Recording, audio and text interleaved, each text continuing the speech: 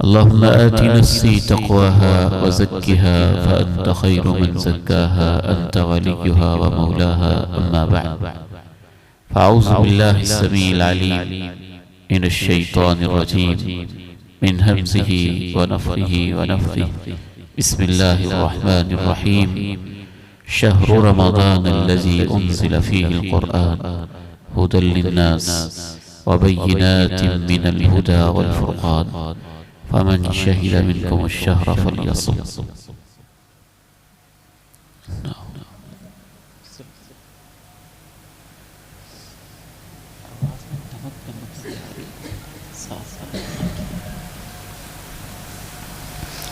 रमज़ान मुबारक हमारे सरों पे साया फजल है। एक ऐसा महीना जो बरकतों वाला है, सआदतों वाला है। एक ऐसा महीना जिसके लिए जन्नत के 8 दरवाजे खोल दिए जाते हैं। एक ऐसा महीना जिसकी आमद पे रब्बे करीम जहन्नम के 7 दरवाजे बंद कर देते हैं। एक ऐसा महीना जिसमें फरिश्ते आवाज लगाते हैं, या बाग़ी अल खैर अक़बिल, खैर के चाहने वाले, नेकियों का मौसम बहार आ गया है, दौड़ के आ जा। या बाग़ी अश-शर्र अक़सिर, ए बुराई के तलबगार अब तो रुक जा और बाज आ जा। एक ऐसा महीना जिसको पाना इंसानी जिंदगी की सबसे बड़ी सआदतों में से एक सआदत है। एक ऐसा महीना जिसकी कदरदानी से बहुत सारे ऐसे लोग जिन पे जहन्नम वाजिब होती है, लेकिन रमज़ान की बरकतों और तौबा और इनाबत से अल्लाह उनको जहन्नम से आज़ाद कर देता है। और एक ऐसा महीना जिसमें शायद बहुत सारे इंसान आम रूटीन में ज़िंदगी बसर कर रहे होते हैं और रमज़ान की कदर न करने की वजह से अल्लाह ताला उनको ज़लील ख़ार कर देता है। फरिश्ता उनके लिए बद्दुआ करता है और वो शख्सियत जो रहमत दो जहां हैं वो उसकी बद्दुआ पे आमीन कहते हैं कि अल्लाह करे वो जलील ही हो जाए जिसने रमज़ान पाया और फिर भी अपने आप को माफ़ न करवा सका। आज की हमारी ये नशिस्त इस मकसद के लिए है कि रमज़ान को हमने कैसे गुजारना है और इसका बुनियादी तरीन मकसद क्या है। सबसे पहली और बुनियादी बात ये ज़हन में रखिए, रमज़ानुल मुबारक का सबसे पहला अहम बुनियादी मकसद और करने का काम एक ऐसा अजीम मिशन है जो हमें मकसदे ज़िंदगी की याद दिलाता है। ना ये कोई भूख हड़ताल है, ना यूँ कि अल्लाह ताला के पास रिज़्क़ की कमी का सीज़न है, ना ही अल्लाह ताला को हमारी बेमकसद किसी प्रैक्टिस की और भूख हड़ताल की ज़रूरत है।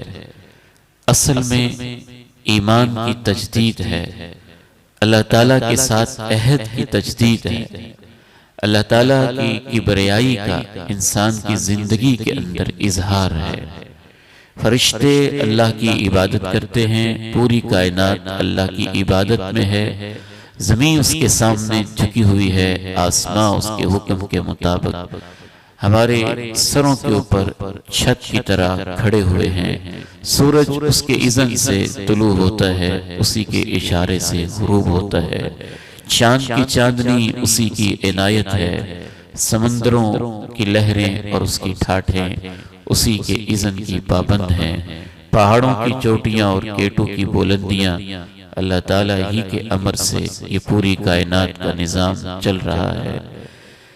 फरिश्ते 4 उंगलियों के बराबर भी आसमानों में कोई ऐसी जगह खाली नहीं है जहां किसी न किसी फरिश्ते ने अल्लाह को सजदा न किया हो। लेकिन इसके बावजूद अल्लाह ताला को हमसे एक मोहब्बत है, हमसे एक प्यार है, हमसे एक खास ताल्लुक है।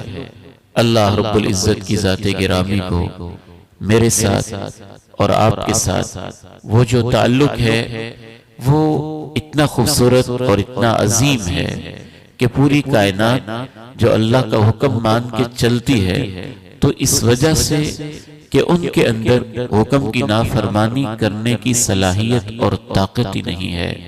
आसमां के अंदर ऐसी कोई चीज है ही नहीं कि वो अल्लाह के हुक्म के बगैर इधर उधर हो जाए। जमीन के अंदर ऐसी कोई कुव्वत अल्लाह ने रखी ही नहीं कि वो अल्लाह के इज़्न और अल्लाह के हुक्म से सरताबी कर सके। फरिश्तों के अंदर ऐसा कोई जज्बा सिरे से मौजूद ही नहीं कि वो अल्लाह की नाफरमानी कर सके।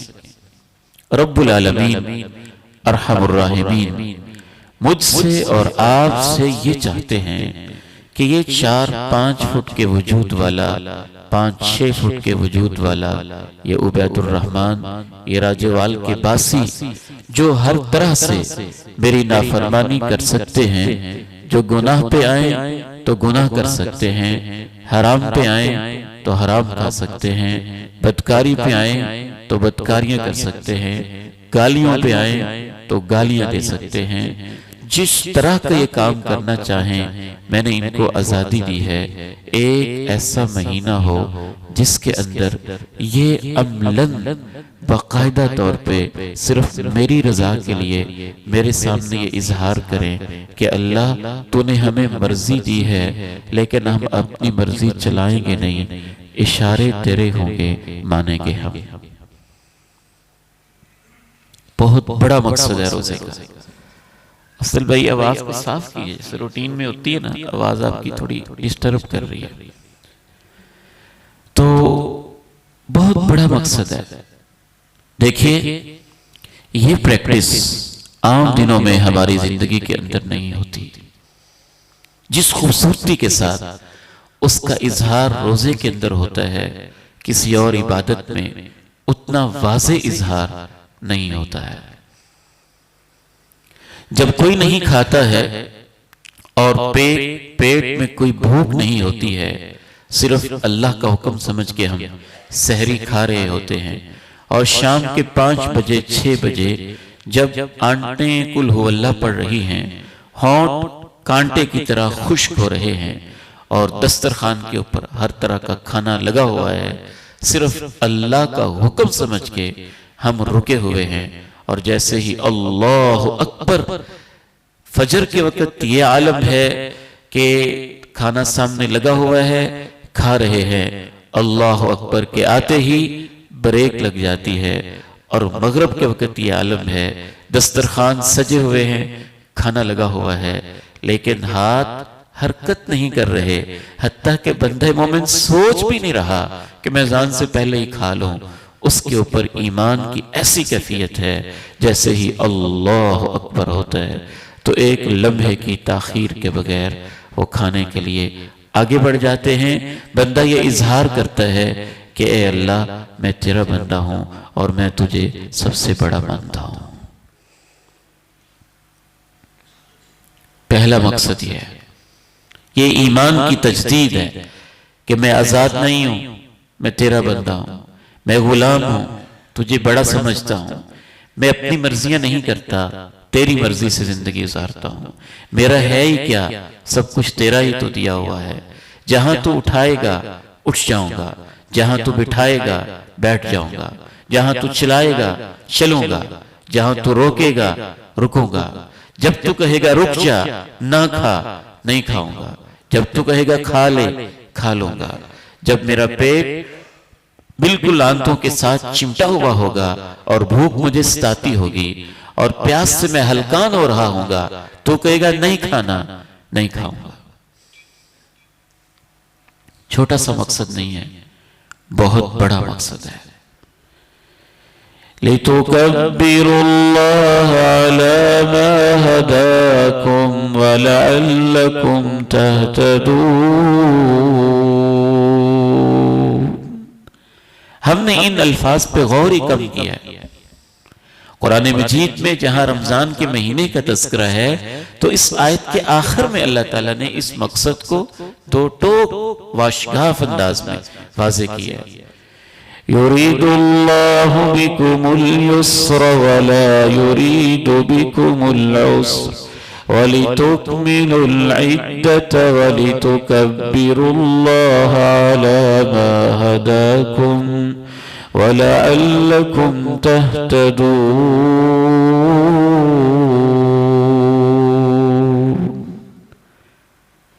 रमजान के महीने में अल्लाह ने कहा तुम बीमार हो जाओ ना रोजा रखना, तुम सफर पे चले जाओ ना रखना, बाद में गिनती पूरी कर लेना। देखो ये रोजा रखवा के मैं तुम्हें तकलीफ नहीं देना चाहता और मैं तुम्हारे ऊपर कोई बिला वजह की मुशक्कत नहीं करना चाहता कि बीमार भी हो तो फिर भी रोजा रखना ही रखना है, सफर पे हो तो फिर भी रखना ही रखना है। नहीं, मैं ऐसी कोई तंगी तुम्हारे ऊपर नहीं करना चाहता, मैं आसानी करना चाहता हूँ। लेकिन मैं ये भी चाहता हूँ कि तुम्हारी गिनती रमजान के महीने की पूरी रहे। मैं असलन तो ये चाहता हूँ लितुकब्बिरुल्लाह अला मा हदाकुम, कि तुम ऐसे बन जाओ कि तुम्हारे दिलों में अल्लाह की बड़ाई आ जाए, अल्लाह की किबरियाई आ जाए। अब हदीस के जरा इन अल्फाज पे भी गौर करें। रसूलुल्लाह सल्लल्लाहु अलैहि वसल्लम इरशाद फरमाते हैं मन साम रमज़ान ईमानन वहतिसाबन गुफिर लहू मा तक़द्दम मिन ज़ंबी। इमाम कायनात के एक एक लफ्ज पे कुर्बान जाइए, रुक के सोचा करें। आपने ये नहीं कहा जो रोजा रखेगा जिंदगी के सारे गुनाह माफ हो जाएंगे। नहीं, आपकी गलत फहमी है कि रोजा सिर्फ हम ही रखते हैं। दुनिया में ऐसे ऐसे लोग भी मौजूद हैं, हिंदुओं के जोगियों के अंदर मौजूद है, सिखों के अंदर मौजूद है, बुद्धिज्म के अंदर मौजूद हैं। ऐसे ऐसे लोग मौजूद हैं जो अपनी सेहत के लिए, जो अपनी डाइटिंग के लिए, जो परहेज के लिए, अपनी हेल्थ के लिए या किसी और मकसद के लिए 40-40 दिन रोजे रखते हैं, कई कई महीने रोजे रखते हैं। इमाम कायनात अलैहिस्सलातु वस्सलाम ने उन सारे रोजों को कैंसिल कर दिया। वो सेहत के लिए है या प्रैक्टिस के लिए है या आदत के लिए है या किसी मकाम तक पहुंचने के लिए है या रियाजत के लिए है।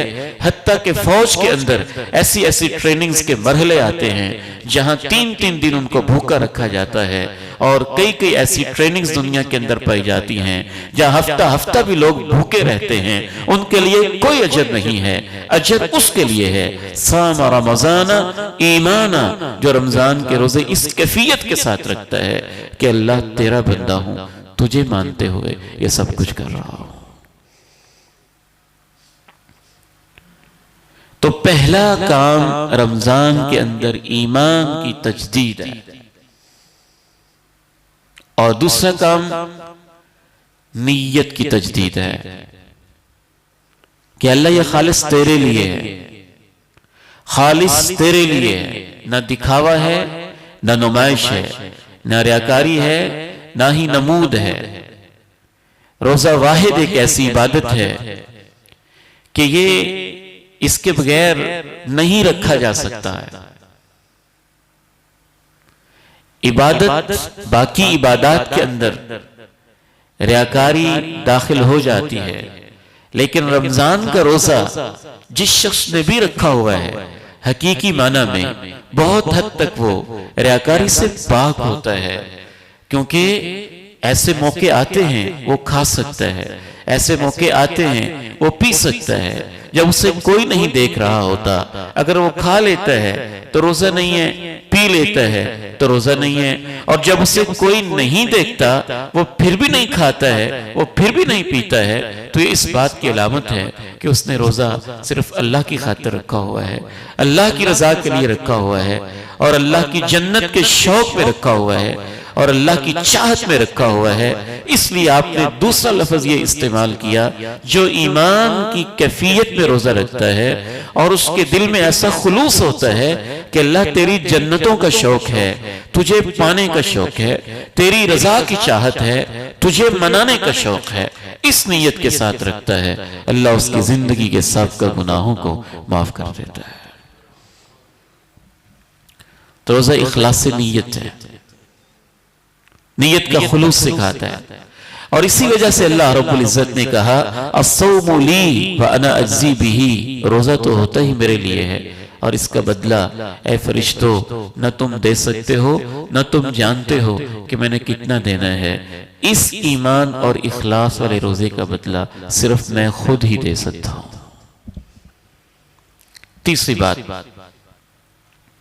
जो रमजान के महीने के अंदर पाई जाती है और जिसकी हमें बहुत ज्यादा प्रैक्टिस करने की जरूरत है, वो है कि या अल्लाह, तुझे मैंने अपना मालिक माना है और मैं तेरी बंदगी के लिए पैदा हुआ हूं और मैं तेरे हुक्मों को अपनी मर्जी से मान के चलूंगा, अपनी मर्जी से मैं तेरे सामने सरेंडर करूंगा।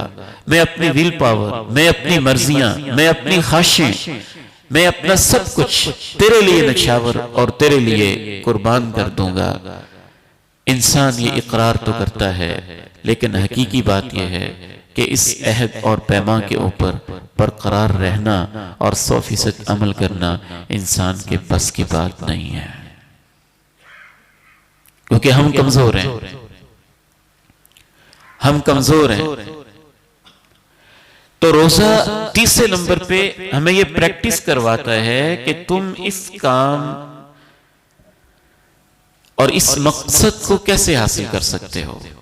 याद रखिए, इंसानी तारीख में अल्लाह ताला की नाफरमानी करवाने वाले बहुत सारे फैक्टर्स हैं और बहुत सारी वजूहात हैं, लेकिन उनमें सरे फहरिस्त दो बुनियादी वजह हैं जिस वजह से इंसान अपने रब का बागी हो जाता है। एक वजह इंसान के साथ लगा हुआ पेट का जहन्नम है और दूसरी वजह पेट के नीचे इंसान के साथ लगी हुई जिन्स की ख्वाहिश और सेक्सुअल डिजायर है। ये दो चीजें हैं जो हमेशा से इंसान को अपने रब का बागी बनाती है। तो रमजान का महीना हमें यह प्रैक्टिस करवाता है कि ए मेरे बंदो, सबसे बड़ी वो चीजें जो तुम्हें मुझसे दूर लेके जाती हैं वो ये दो ही हैं। अगर तुम्हें इनके ऊपर कंट्रोल की आदत हो जाए तो तुम अपनी पूरी जिंदगी के ऊपर कंट्रोल कर लोगे। तुम्हारी पूरी जिंदगी के अंदर एक डिसिप्लिन और एक नज़म आ जाएगा। दुनिया में जो भी रिश्वत है, जो भी धोखा है, जो भी फसाद है, जो भी झूठ है, जो भी लड़ाइयां हैं, जो भी झगड़े हैं, जो भी मुकदमे हैं, हत्ता कि जो भी इंटरनेशनल वॉर्स हैं, बैनुल अक़वामी जंगें हैं, उनके पीछे एक बहुत बड़ा फैक्टर इंसान का यही पेट है, जिसको आज की जुबान में आप इंसान की, मुल्कों की इकोनॉमी और उसकी मईशत और उसके रिज़्क़ का मसला भी कह सकते हैं। ये इंसान से बहुत कुछ करवाता है। और दूसरा, जिस वजह से इंसान गुमराह होता रहा, हत्ता कि इतना गुमराह होता रहा, वो औरत जात की पूजा और औरत के साथ नाजायज ताल्लुकात, फहाशी और बदकिरदारी और ये वाले मामलात हैं। इंसान की जिनसी ख्वाहिश है जिसकी अल्लाह रब्बुल इज्जत ने इंसान के अंदर खुद फितरी ख्वाहिश पूरी कुव्वत के साथ रखी हुई है, क्योंकि उसके अंदर इंसानियत की बका भी है, इंसानी नस्ल की हिफाजत भी है। लेकिन दूसरी तरफ अगर वो एक डिसिप्लिन में ना हो, एक नज़म में ना हो, एक कायदे और एक कंट्रोल के अंदर ना हो, तो इंसान की ये ख्वाहिश, औरत के साथ इंसान के नाजायज ताल्लुकात और इंसान की जिनसी ख्वाहिश, ये इंसान को रब का इतना बागी बनाती हैं कि इंसानी तारीख के अंदर वो लोग भी आए जिन्होंने एक औरत की खातिर वक़्त के पैगंबर का भी सर कलम करके रख दिया। और वो भी थे जिन्होंने किसी औरत से निकाह के लिए वक़्त के पैगंबर को मिलने वाला सबसे बड़ा मौजज़ा और ऊंटनी उसकी पूंछें काट के रख दी, और उसके नतीजे में पूरी कौम के ऊपर अज़ाब भी आया। और वो भी थे जो इस जिनसी ख्वाहिश में इंसानियत से भी गिर गए और उन्होंने एक दूसरे अंदाज के अंदर अपनी जिनसी ख्वाहिश की तकमील शुरू कर दी, और इंसान इतने बेहया और बदकिरदार हो गए कि भरी महफिलों में, चौकों चौराहों में, डेरों में मर्दों के साथ बेहयाई और बदकिरदारी करने लगे। तो अल्लाह ने उस पूरी सद्दूम की बस्ती को उठा के आसमानों तक उठा के फिर उसको नीचे पलट के ऊपर पत्थरों की बारिश बरसाई। इस वक्त भी दुनिया के यही दो मसले हैं बड़े, पेट और पेट के नीचे का हिस्सा इंसान की जिनसी ख्वाहिश। पेट भी इंसान की जरूरत है, जिनसी ख्वाहिश भी इंसान की जरूरत है, लेकिन अगर उसको एक डिसिप्लिन में रखा जाए, एक नज़म के अंदर रखा जाए, कंट्रोल में रखा जाए, एक तरतीब में रखा जाए, कायदे का पाबंद रखा जाए, तो उसमें इंसानियत की भलाई है, इंसान की जिंदगी है। खाए पिए बगैर वो जिंदा नहीं रह सकता है, और जिनसी ताल्लुक के बगैर इंसानी नस्ल की बका मुमकिन नहीं है। लेकिन अगर इन दो जिनसी ख्वाहिशों को किसी कायदे कंट्रोल से बाहर कर दिया जाए तो यही चीजें इंसान के लिए तबाही का मुकद्दर और पेशखेमा बन जाती है। तो रोजा इन दो चीजों पे कंट्रोल सिखाता है। इसलिए रोजे में इन दो चीजों के ऊपर ही तो कंट्रोल हम सीखते हैं 30 दिन के अंदर। इतना जबरदस्त किस्म का कंट्रोल कि जब कुछ नहीं खाने को दिल चाहता खाओ, और हम खाते हैं, और जब सब कुछ खाने को दिल चाहता है ना खाओ, और हम नहीं खाते। अपना ही घर है, अपना ही बेडरूम है, अपनी ही मंजिल है, और अपनी ही हलाल और पकीजा और तय्यब बीवी है, और किसी का कोई खतरा भी नहीं है, और अल्लाह ने उसको हुस्न और जमाल भी दिया है, और उस जोड़े को जवानी की नेमत भी दी है। रोजा ऐसा डिसिप्लिन सिखाता है कि तुम एक दूसरे के करीब नहीं जा सकते हो। और इस फलसफे को भी बयान करते हुए अल्लाह ताला ने कुरान मजीद के अंदर कह दिया कि मैं इसमें भी तुम्हारे ऊपर कोई इतनी सख्तियां नहीं कर रहा कि तुम्हारे लिए बर्दाश्त मुश्किल हो जाए। उहिल्ल लकुम लैलतुस सियाम रफ़तु इला निसाइकुम हुन्ना लिबासुल लकुम व अंतुम लिबासुल लहुम अलिमल्लाहु अन्नकुम कुंतुम तख्तारून अनफुसकुम फताबा अलैकुम फलआन बाशिरूहुन्ना वब्तगू मा कतबल्लाहु लकुम। मैंने तुम्हारे ऊपर पहले ये पाबंदी लगाई थी कि रात में भी तुम अपनी बीवी से इफ्तारी के बाद ताल्लुक कायम नहीं कर सकते हो। ऐ ईमान वालों, अब मैंने वो पाबंदी भी खत्म कर दी है, क्योंकि मेरा मकसद तुम्हें सिर्फ एक प्रैक्टिस करवाना है कि अपनी जिन्स के ऊपर, अपनी ख्वाहिश के ऊपर कंट्रोल कैसे करना है, और इस मुंह जोर घोड़े को लगाम कैसे देनी है। इसलिए मैं तुम्हें इस मामले के अंदर भी ज्यादा मशक्कत नहीं दे रहा। रोजे की रातों में मियां बीवी अगर तुम हो, हलाल का रिश्ता है, तुम एक दूसरे से ताल्लुक भी कायम कर सकते हो। जो अल्लाह ने तुम्हारी किस्मत के अंदर औलाद जो कुछ लिखा है उसे तुम तलाश भी कर सकते हो, वो तुम्हारा लिबास है, तुम उनका लिबास हो। और देखो, ये जो पेट की भूख के ऊपर कंट्रोल है, इसमें भी मैंने तुम्हारे ऊपर ज्यादा मशक्कत नहीं डाली है। चंद घंटे की बात है, और इफ्तारी के बाद सारी रात जो तुम चाहो खा सकते हो, पी सकते हो। कुलू वशरबू हत्ता यतबय्यन लकुमुल खैतुल अब्यज़ु मिनल खैतिल अस्वदी मिनल फज्री। सुबह तक खा पी भी सकते हो। बुनियादी मकसद तुमने हासिल करना है, उसकी प्रैक्टिस असल मकसद है, वो तुम्हें हासिल हो जाना चाहिए।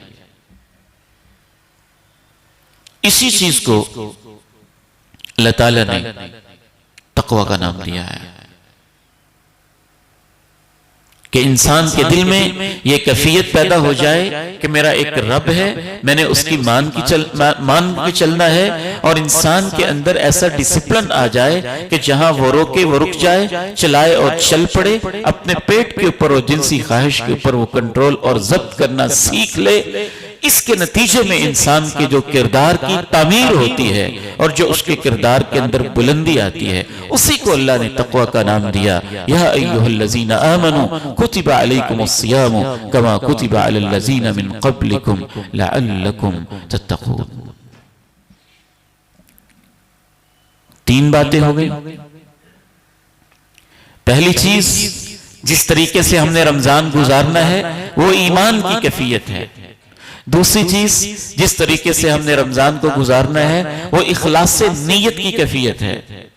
और तीसरी चीज, जिस प्रैक्टिस के लिए हमने रमजान गुजारना है वो तश्कील किरदार, तकवा और अपनी ख्वाहिशात के ऊपर अल्लाह की खातिर कंट्रोल करना और अपने ऊपर जबर करना और अपने आप को अल्लाह की शरीयत का पाबंद बनाना, खुसूसन पेट की ख्वाहिश पे और जिन्स की ख्वाहिश के ऊपर कंट्रोल करना, ये तीसरी वो कैफियत है जो रमजान हमारे अंदर पैदा करना चाहता है और जिस तरीके से हमने रमजान को गुजारना है। और चौथी चीज, इसके बावजूद भी अगर तुमसे कभी गलती हो जाए, और मैं जानता हूं कि तुमसे गलती हो जाएगी, तुम इंसान हो, तुम्हारी गलती हो जाना ये मेरे लिए मसला नहीं है और तुम्हें माफ करना ये मेरे लिए मसला नहीं है।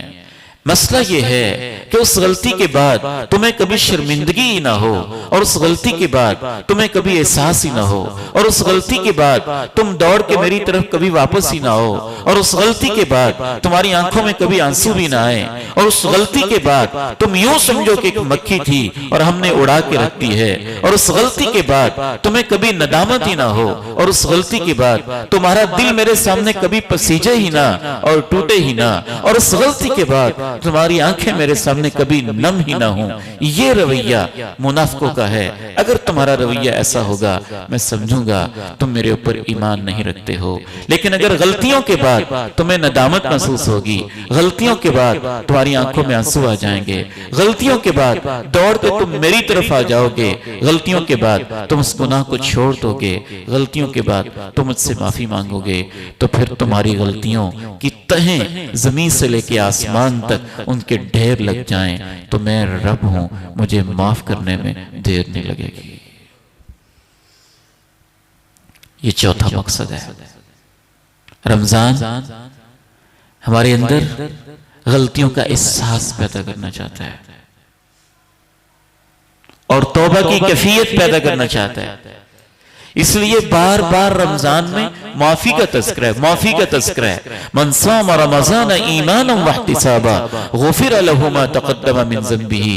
जो रमजान के रोजे रखता है ईमान की कैफियत से और अल्लाह को खुश करने के लिए, उसकी जन्नतों की चाहत में और अल्लाह की रजा और उसको पाने के लिए अल्लाह उसकी जिंदगी के सब गुनाहों को माफ कर देते हैं। कभी कहा मन क़ाम रमज़ान ईमानन व इहतिसाबा, जो रमजान का क़याम करता है उसके गुनाह माफ हो जाते हैं। कभी कहा जो लैलतुल क़द्र का क़याम करता है उसके गुनाह माफ हो जाते हैं। कभी माजी आयशा ने पूछा क्या पढ़ो ताक रात में, अल्लाहुम्मा इन्नका अफ़ुव्वुन तुहिब्बुल अफ़्व फ़अफ़ु अन्नी, ऐ अल्लाह तू माफ करने वाला है मुझे भी माफ कर दे। और कभी कहा बदनसीब है वो जिसको रमजान मिला और फिर भी अपने रब से अपने गुनाह माफ ना करवा सका, वो बदबख्त है, वो महरूम है, बदनसीब है। तो चौथी चीज ये है। और पांचवी चीज, इन सारी चीजों के साथ जुड़ने के लिए ये सारे एहसास जरूरी हैं और बड़ी माजरत के साथ अगर इंसान की जिंदगी में रमजान आते रहे, ना उसके अंदर ईमान की कैफियत पैदा हो, ना इखलास की कैफियत पैदा हो, ना ये प्रैक्टिस की कैफियत पैदा हो, ना वो अपनी ख्वाहिशों के ऊपर कंट्रोल और ज़ब्त कर सके, तो फिर इमाम कायनात अलैहिस्सलातु वस्सलाम ने इरशाद फरमाया मन लम यदा क़ौल अज़्ज़ूरी वल अमल बिही फलैसा लिल्लाहि हाजा अन यदा तामहु व शराबह। जो रोजे रखकर भी झूठ नहीं छोड़ता और झूठा किरदार नहीं छोड़ता, तो अल्लाह को कोई जरूरत नहीं है कि वो सिर्फ खाना पीना छोड़ के नुमाइश करता रहे।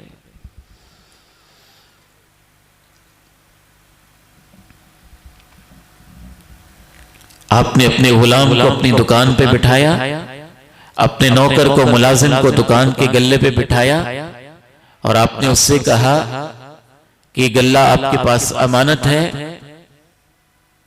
इसके अंदर जो कुछ है अमानत है, जो सौदा है वो भी अमानत है। और देखो थोड़ी देर के लिए बस तुमने ये पाबंदी भी करनी है कि ये सामने फलां चीजें बेच रहे हैं, ये बेच रहे हैं, ये फ्रूट नहीं खाना, ये नहीं खाना, वो नहीं खाना, जब तक मैं आ ना जाऊं, वापस आते ये मैं तुम्हें खाना खुद खिला दूंगा। तो उसने इसकी तो बड़ी पाबंदी की, कुछ खाया भी नहीं, कुछ पिया भी नहीं, लेकिन गल्ला सारे का सारा ही साफ कर दिया और दुकान का माल 2 नंबरी के साथ बेचता रहा।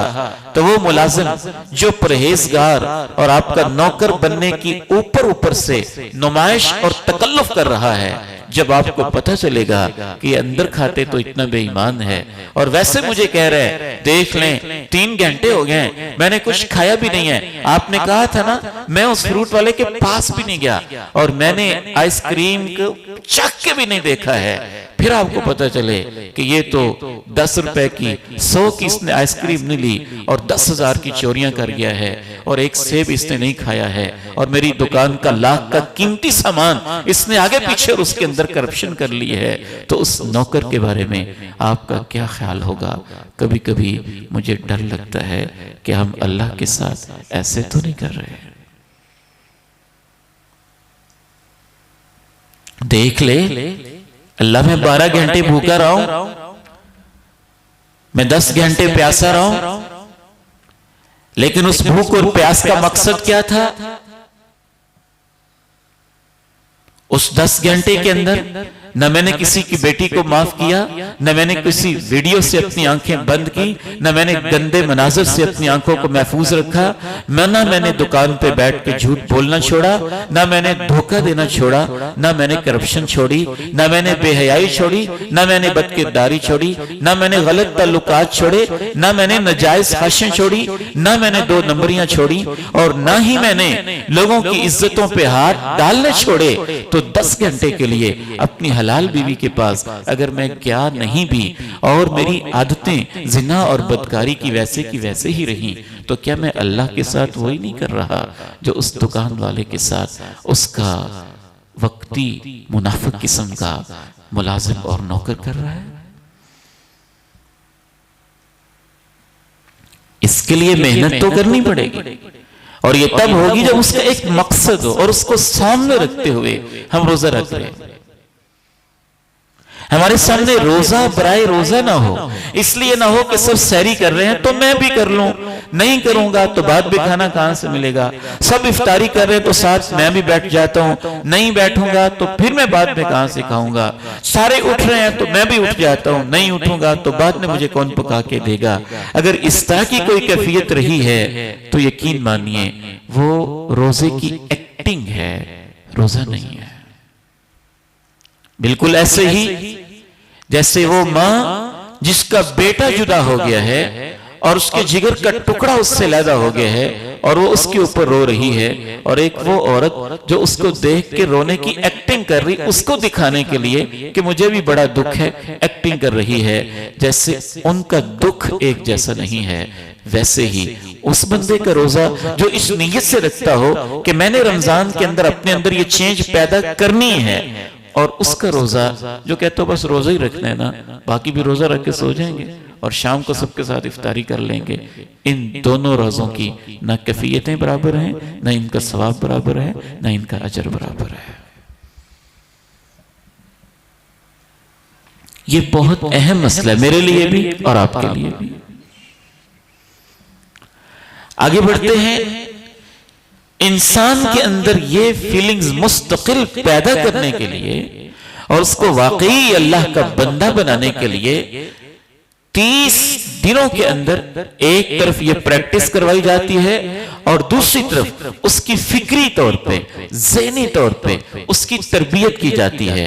उसको ऐसे फलसफे के साथ जोड़ा जाता है, ऐसे मकसद जिंदगी के साथ जोड़ा जाता है, ऐसी तालीम के साथ जोड़ा जाता है, ऐसी आयात के साथ जोड़ा जाता है, ऐसे कुरान के साथ जोड़ा जाता है, अल्लाह के ऐसे कलाम के साथ जोड़ा जाता है। रब्बुल जलाल की इज्जत की कसम उठा के कहता हूं, मेरी और आपकी जिंदगी के 25-30 रमजान गुजर गए, अगर उन 25-30 रमजानों के अंदर अगर हमने अपने अंदर ये 4 फीलिंग्स पैदा की होती और 5वें नंबर पे इन फीलिंग्स को पक्का करने के लिए अल्लाह के कुरान के साथ हम जुड़े होते, तो आज हम तकवा के किसी और मेयार पे खड़े होते।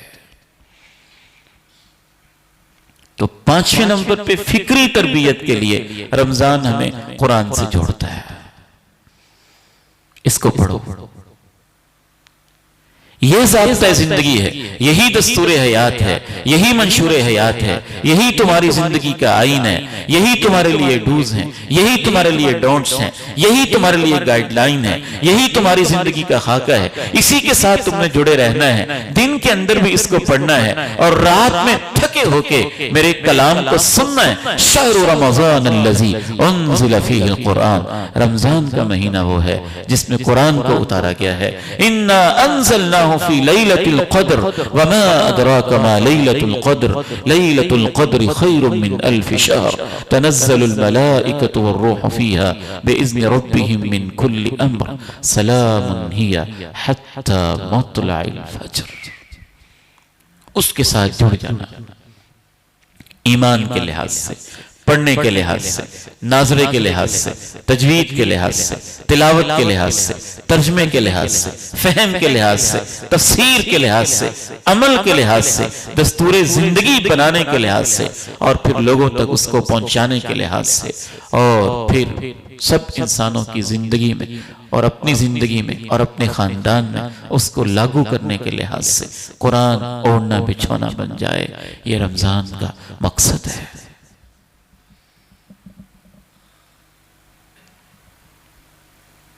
मैं तो अपने नौजवान बेटों से, पढ़े लिखे तबके से, इस जनरेशन से और यूथ कम्युनिटी से खुसूसन कहना चाहता हूं कि आप बेशक 10 पारे ना पढ़े रोजाना, आप बेशक 7 पारे 6 पारे ना पढ़ सकें, अगर आप इतना सा कर लें कि ठीक है तिलावत भी ज्यादा करें, वो आप 2 पारे कर लें, 3 पारे कर लें, लेकिन अगर आप उसके साथ ये चीज ऐड कर लें, फजर की नमाज में मैंने 1 सफा तर्जुमे के साथ पढ़ना है, जोहर की नमाज में फिर उसको पढ़ लेना है, मगरिब की असर में मगरिब में फिर उसको रिपीट कर लेना है, इशा में फिर उसको पढ़ लेना है। जो आज रात इमाम साहब सुनाएंगे वो पूरे पारे को मैंने अपनी नजर से गुजार लेना है। इस अंदाज से अगर आप रमजान गुजारें तो यकीनन ये रमजान मुझे और आपको बदल देगा, बहुत ही बदल देगा।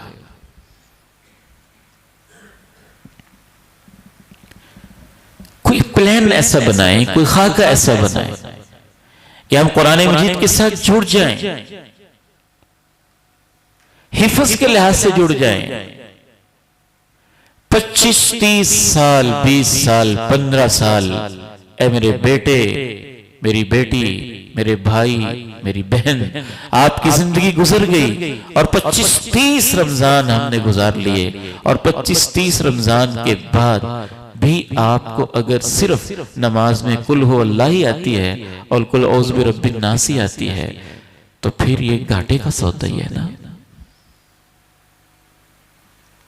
जरूरी तो नहीं है सारे कुरान के हाफिज हो जाएं, लेकिन इतना तो हो कि चलें कम से कम आखिरी पारा ही हिफ्ज़ हो जाए,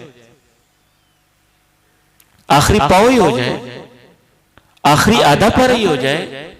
ये कुरान तो पूरी उम्मत के लिए है, कुरान सिर्फ उलमा के लिए नहीं है, कुरान सिर्फ मिंबरो मेहराब के लिए नहीं है, कुरान तो ईवानों के लिए भी है, कुरान तो अदालतों के लिए भी है, कुरान तो कचहरियों के लिए भी है, कुरान तो मजदूर के लिए भी है, कुरान तो आमिर के लिए भी है, कुरान फकीर के लिए भी है, कुरान अमीर के लिए भी है, कुरान एक मिस्कीन के लिए भी है, कुरान एक यतीम के लिए भी है, कुरान एक औरत और बेवा के लिए भी है, कुरान एक अपाहज और माजूर के लिए भी है, कुरान एक MP और MNA के लिए भी है, कुरान एक मिनिस्टर और प्रेसिडेंट के लिए भी है, हुदल लिन्नास, ये पूरी इंसानियत के लिए है, और इसके साथ जुड़ना बिलखुसूस मुसलमानों के ऊपर फर्ज है। अब ये नहीं कि एक ही रमजान में सब कुछ हो जाएगा, तरतीब तो उसकी बनानी पड़ेगी कि एक रमजान में आप कायदा पढ़ लें, अगर कोई कायदा भी नहीं पढ़ा हुआ अगले रमजान में उसके बाद उसको जारी रखें, आप नाजरा पढ़ लें, तय कर लें अगले रमजान तक मेरा नाजरा ठीक हो जाएगा, अगले रमजान में नाजरा शुरू कर दें, तय कर लें अगले साल तक मैं इसको अच्छे से पढ़ने लग जाऊंगा, फिर आप तय कर लें उससे अगले रमजान तक मैं तर्जुमा समझ लूंगा, फिर आप तय कर लें उससे अगले रमजान तक मैं तफसीर भी समझ लूंगा।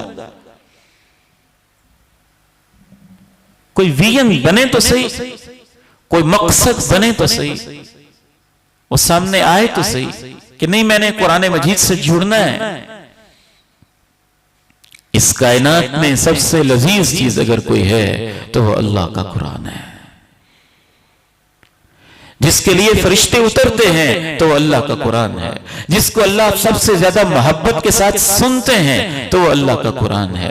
जिसके पढ़ने से रहमत नाजिल होती है तो वो अल्लाह का कुरान है। अगर कोई ऐसी चीज है जिससे दिल के ऊपर बहार आती है तो अल्लाह का कुरान है। अगर कोई ऐसी चीज है जिससे दिल के जंग उतरते हैं तो अल्लाह का कुरान है। अगर कोई ऐसी चीज है जिससे गुमराहियों के बादल छटते हैं तो वो अल्लाह का कुरान है। अगर कोई ऐसी चीज है कि जिससे ईमान को जला मिलती है तो अल्लाह का कुरान है। अगर कोई ऐसी चीज है जो जिंदगी को चेंज कर देता है तो अल्लाह का कुरान है। अगर कोई ऐसी चीज है जो खत्ताब के बेटे उमर को उमर फारूक बना देता है तो वो अल्लाह का कुरान है। इससे जुड़ने की जरूरत है। हमने तो सिर्फ जोड़ना ही नहीं था, हमने तो पूरी उम्मत को जोड़ना था और पूरी इंसानियत को अल्लाह के कुरान के साथ जोड़ना था।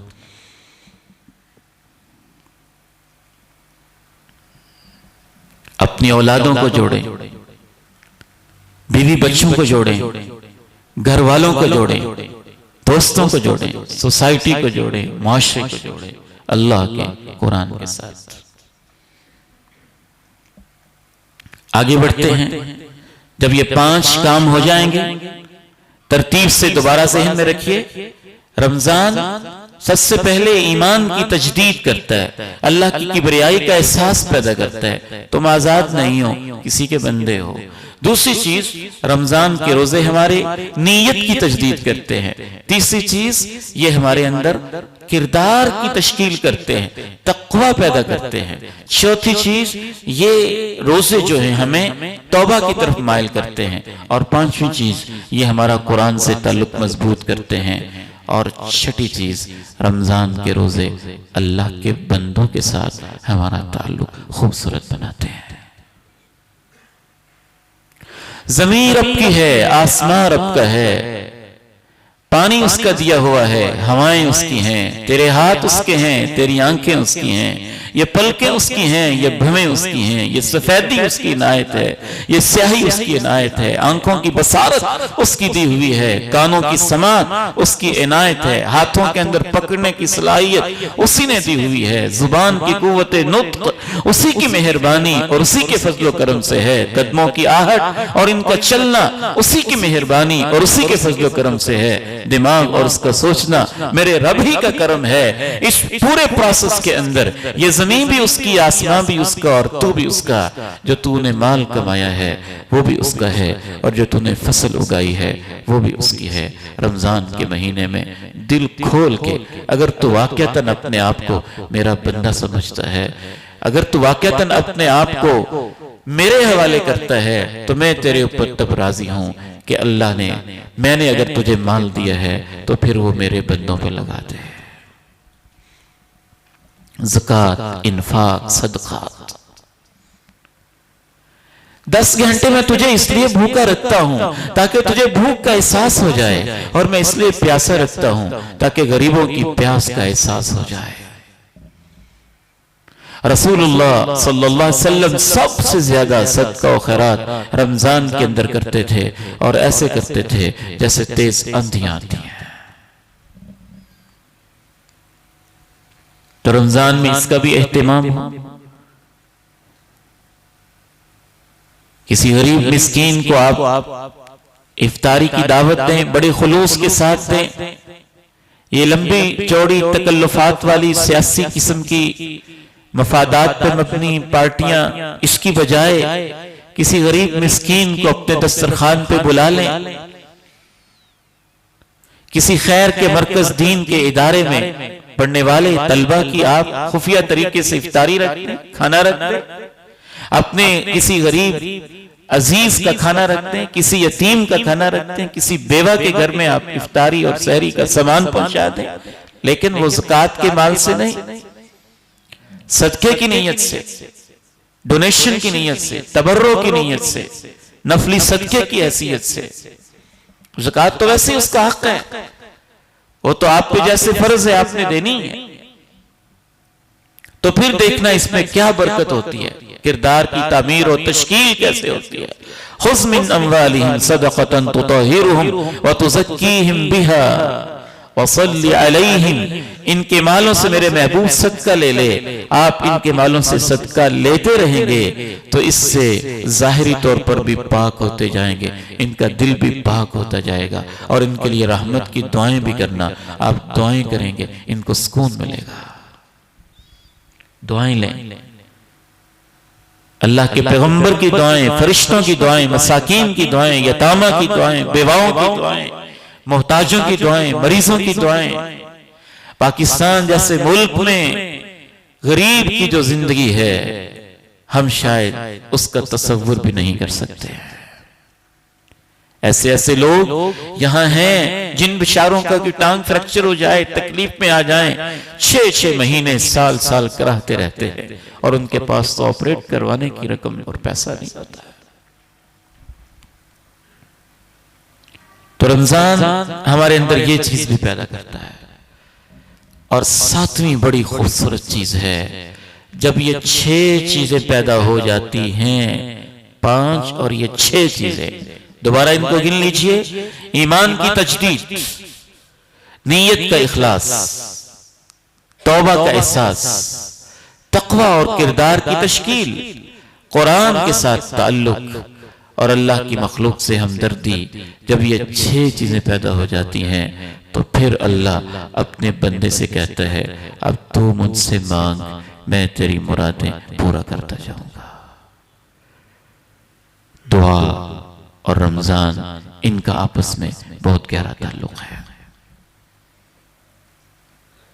इसीलिए जहां रमजान के मसाइल हैं, बीच में अल्लाह ताला ने दुआ का तज़किरा किया है। शहरु रमजान की आयत आई और साथ ही अल्लाह ने कह दिया, व इज़ा सअलका इबादी अन्नी फइन्नी करीब उजीबु दाअवतद दाई इज़ा दआन फलयस्तजीबू ली वलयुमिनू बी लअल्लहुम यरशुदून। जब भी मेरे बंदे मेरे बारे में आपसे पूछें तो इनको बता दीजिएगा, मैं तो इनके करीब होता हूँ। जब भी पुकारने वाला मुझे पुकारता है, मैं उसका जवाब देता हूँ।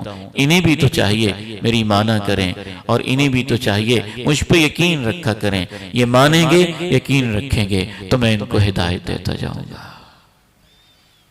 दुआ बहुत अजीम चीज है, लेकिन वो 2 मिनट की दुआ नहीं, 3-4 मिनट की दुआ नहीं, गफलत वाली दुआ नहीं, सिर्फ लिप सर्विस वाली दुआ नहीं। वो दुआ जिसके अंदर तड़प हो, वो दुआ जिसमें खुलूस हो, वो दुआ जिसमें यकीन हो, वो दुआ जिसमें अल्लाह से मोहब्बत हो, वो दुआ जिसमें अल्लाह से अपनाइयत हो, वो दुआ जिसमें इंसान अल्लाह से ऐसे मांगता हो जैसे अपनी माँ से जिद करके मांगता है और ऐसे जिद करता हो जैसे अपने बाप से मांगता है, वो दुआ जिसमें इंसान अल्लाह से ऐसे मांगता हो जैसे अपने दोस्त की जेब से पैसे निकाल लेता है और उससे मान होता है, ये मुझे देगा ही दे, इसके पास हैं भी, क्यों नहीं देगा।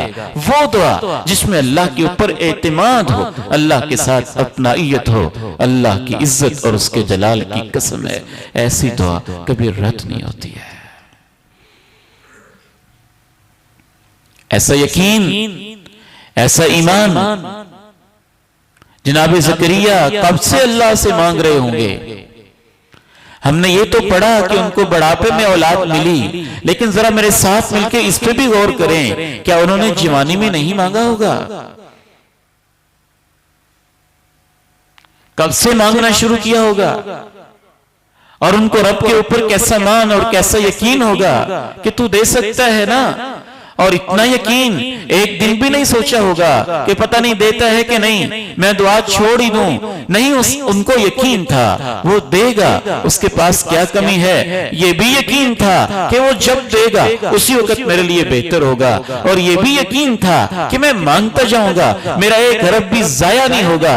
हत्ता कि वो वक्त भी आ गया कि उनके बाल सफेद हो गए हैं, और वो वक्त भी आ गया बेगम भी बूढ़ी हो गई है, वो वक्त भी आ गया हड्डियों के अंदर गूदा भी नहीं रहा, और फिर भी अल्लाह के सामने दुआ करते हुए न शर्माते हैं, न झिझकते हैं, न पीछे हटते हैं, फिर भी इतने मांग के साथ कहते हैं रब्बी इन्नी वहनल अज़्म मिन्नी वश्तअल अर्रअसु शैबा, अल्लाह मेरी हड्डियां कमजोर पड़ गई हैं, ये मेरा मसला है। मेरा सर सफेदी से चमकने लगा है, बाल सफेद हो गए हैं, ये मेरा मसला है। मेरी बीवी बूढ़ी हो गई है, ये मेरा मसला है। लेकिन मुझे ये भी यकीन है वलम अकुम बिदुआइका रब्बी शकिया, अल्लाह मेरी जिंदगी की कोई ऐसी दुआ नहीं है जो आपने मुझे दी ना हो, मुझे कभी आपने महरूम नहीं किया है, इसलिए ये दुआ भी मेरी तू कबूल कर लेना। 10-10 मिनट मांगे, 15-15 मिनट मांगे, 20-20 मिनट मांगे, आधा-आधा घंटा मांगे, बैठ जाए जम के, खूब दिल लगा के मांगे, इनफरादी तौर पे मांगे, घर के अंदर मांगे, छुप के मांगे, गिड़गिड़ा के मांगे, जिद करके मांगे और खूब मांगे और यकीन के साथ मांगे। रमजान दुआओं का महीना है, कबूलियत का महीना है, रब के करीब होने का महीना है, रब को मनवाने का महीना है। और जो कुछ मांगे सिर्फ दुनिया ही ना मांगते रहें, सबसे बड़ी चीज तो ये मांगने की है, वो भी जरूर मांगे, दुनिया भी मांगे, जूते का तस्मा भी मांगे, नमक की जरूरत है वो भी मांगे, मर्च की जरूरत है वो भी मांगे, जूते की जरूरत है वो भी मांगे, औलाद नाफरमान है तो हिदायत भी मांगे। आप खुद हिदायत पे नहीं है तो अपने लिए भी हिदायत मांगे, हिदायत पे हैं तो हिदायत पे इस्तिकामत भी मांगे, सब कुछ रब से मांगे। हमारा उसके अलावा है ही कौन जिससे हमने मांगना हो। लेकिन उन अपनी दुआओं के अंदर खुसूसी तौर पे अपने लिए जन्नत भी मांगे, कब्र की आसानी मांगे, ईमान वाली मौत मांगे, कब्र से हिफाजत मांगे, जहन्नम के अजाब से बचाव मांगे, जन्नत मांगे, हौज़े कौसर मांगे, अल्लाह के पैगंबर का साथ और उनके हौज से हौज़े कौसर का पानी भी मांगे। सिर्फ दुनिया मांगना, अहले ईमान सिर्फ दुनिया ही नहीं मांगते। अल्लाह ताला ने मांगने के जो आदाब बताए हैं उनके अंदर एक ये चीज भी शामिल है कि जो दुनियादार किस्म के लोग हैं वो बस इतना ही कहते हैं अल्लाह हमारी दुनिया अच्छी कर दे, लेकिन जो ईमान वाले होते हैं वो ये कहते हैं रब्बना आतिना फिद दुनिया हसना व फिल आखिरति हसना व क़िना अज़ाबन्नार। दुनिया भी अच्छी करते, आखिरत भी अच्छी करते और इतनी अच्छी करते कि जहन्नम से बचा ले। रमजान दुआओं का महीना है, बच्चों को मांगने की आदत डालें, अपने आप को मांगने की आदत डालें। क्या ही खुश नसीबी होगी कि सहरी के टाइम अब उठते तो हैं ही, तो आध घंटा पहले उठ जाएं और दुआ की नीयत से उठ जाएं। और रमजान के रोजे के दिन वो तो सारा दिन ही कबूलियत का है। सिर्फ ये समझना कि शायद इफ्तारी के टाइम ही दुआ कबूल होती है, ठीक है उस टाइम दुआ बड़ी कबूल होती है, लेकिन शरीयत में इतनी वसअत और खूबसूरती है कि अल्लाह ताला रोजेदार की रोजे की हालत में सारा दिन ही दुआ कबूल करता है। दिन भर मांगे, जब मौका मिले मांगे, सफर में, हजर में, दुकान पे बैठे, चलते फिरते, उठते बैठते, लेटते, मांगे अपने रब से और खूब मांगे। वो ऐसा मालिक है जो उससे मांगते हैं वो उन पे खुश होता है, वो उन पे राजी होता है। दुआ एक बहुत अजीम काम है। 8वां करने का काम है रात का क़याम, अल्लाह के सामने खड़े होना और उसके अंदर भी कुरान के साथ तजदीद, अल्लाह की मोहब्बत, नींद की कुर्बानी देने की प्रैक्टिस, रातों को जागने की मेहनत और दीन के लिए कोशिश करने की एक प्रैक्टिस, वो भी एक मकसूद है। क़यामुल लैल से जो अल्लाह ताला मुझे और आपको सिखाते हैं, मन क़ाम रमज़ान ईमानन व इहतिसाबा गुफ़िर लहू मा तक़द्दम मिन ज़ंबी। तरावी पढ़ें, बाजमाअत पढ़ें और कोशिश करें कि अल्लाह ताला हमें ऐसी तौफीक दे कि इमाम के साथ पढ़ें। कुरान सुनना, रब के सामने खड़े होना बहुत बड़ी सादत है, ये एक मुस्तकिल इबादत है।